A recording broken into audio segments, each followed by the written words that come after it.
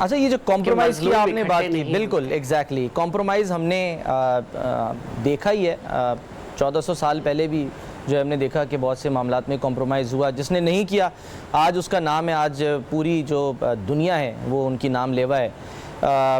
لیکن سیاسی معاملات میں ہم دیکھتے ہیں کہ جب کمپرومائز ہوتا ہے، حالیہ دنوں میں یہی کہا جا رہا ہے کہ نواز شریف صاحب واپس آئے ہیں، بڑے زور سے واپس آئے ہیں اور آ کے انہوں نے جلسہ کیا ہے. لیکن کچھ لوگوں کے نزدیک یہ جو شیر ہے یہ اپنے دانت نکلوا کے واپس آیا ہے. کیا اس پر آپ کامنٹ کریں گی؟ اچھا دیکھیے، نواز شریف صاحب ہے بالکل اسی طرح ہے جیسے طیارہ ہائی جیکنگ کیس مشرف والا ہوا تھا، اس کے بعد وہ آئے تھے، اس میں بھی انہیں سزا ہو گئی تھی. صرف فرق یہ ہے کہ اس میں سزا ہوئی تھی تو یہ اپیل کیے بغیر چلے گئے تھے، لیکن جب یہ واپس آئے 8 سال بعد تو عدالت نے انہیں خود بلایا، آئیے آئیے ہم آپ کی اپیل سنتے ہیں، حالانکہ اپیل کا ٹائم ختم ہو چکا تھا اور پھر یہ اس طرح سے آ گئے. اب جو دوسری بات ہے وہ یہ ہے کہ اب یہ جلا وطن تو نہیں تھے نا، علاج کرانے گئے تھے، اور پھر یہ جو سزا انہیں ہوئی تھی اس کے خلاف یہ اپیل میں گئے.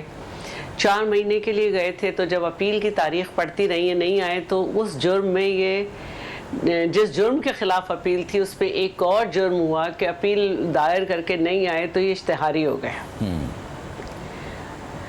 اب ماشاءاللہ سے ان کو وہ بیل ملی جو ملزم کو ملتی ہے، پروٹیکٹڈ بیل.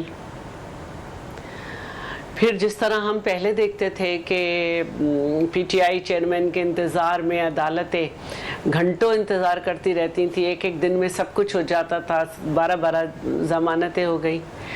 اور نواز شریف صاحب کو بھی جو ہے وہ دوبارہ اپیل ان کی اب سنی جائے گی، تو بحال ہو گئی ہیں اپیلیں. یہ مہربانیاں جو ہیں وہ آپ کے خیال میں کچھ بھی میں پی ٹی آئی اور نون لیگ پر ہی کیوں ہیں شیلا صاحبہ؟ یہ مہربانیاں آپ کے خیال میں آپ لوگ تو بھگتتے آئے ہیں بہت زیادہ. اس لیے کہ ہر ایک میں طاقت نہیں ہوتی ہے صحیح اور صحیح کرنے کی، اور ہم یہ سمجھتے ہیں کہ پروپیگنڈا بھی انہی کے پاس زیادہ ہے.